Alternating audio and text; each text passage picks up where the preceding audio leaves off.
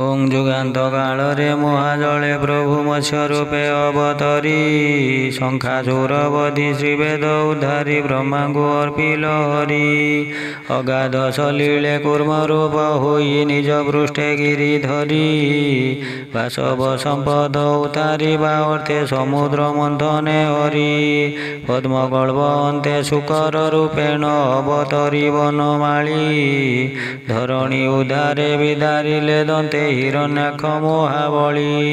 ଜାନୁ ମଧ୍ୟ ଧରି ନଖାଗ୍ରେ ଚିରିଲେ ହିରଣ୍ୟକଶିପୁ ହୃଦ ନରସିଂହ ରୂପେ ଅବତରି ପ୍ରଭୁ ନିବାରଣ କଲେ ଖେଦ ଅଦିତି ଗର୍ଭରୁ ଜନମୀନ ପ୍ରଭୁ ବାମନ ରୂପେ ବଳିକୁ ତିନି ପାଦ ଭୂମି ଦାନ ମାଗିଦେଲେ ପ୍ରେରି ପାତାଳ ପୁରକୁ ବ୍ରହ୍ମ ଦୁଇ କ୍ଷତ୍ରୀ ଦୁଷ୍ଟ ବୁଦ୍ଧି ଦେଖି କଲେ ମହି ପର୍ଯ୍ୟଟନ ପରଶୁ ଧରିଣ କ୍ଷତ୍ରୀ ନାଶ କଲେ ତୁଜି ବାର୍ଥେ ପିତୃଗଣ ସୂର୍ଯ୍ୟ ବଂଶେ ହରି ଆପେ ଅବତରି ସାପୁ ଅହଲ୍ୟା ତାରିଲ ସୀତା ଉଦ୍ଧାରଣେ ସେତୁ ବାନ୍ଧି ଜଳେ ଦୁଷ୍ଟ ରାବଣ ବଧିଲ ଅବନୀର ଭାର ଉଶାସିବା ଅର୍ଥେ ବିଜେ ଦେବକୀ ଗର୍ଭରେ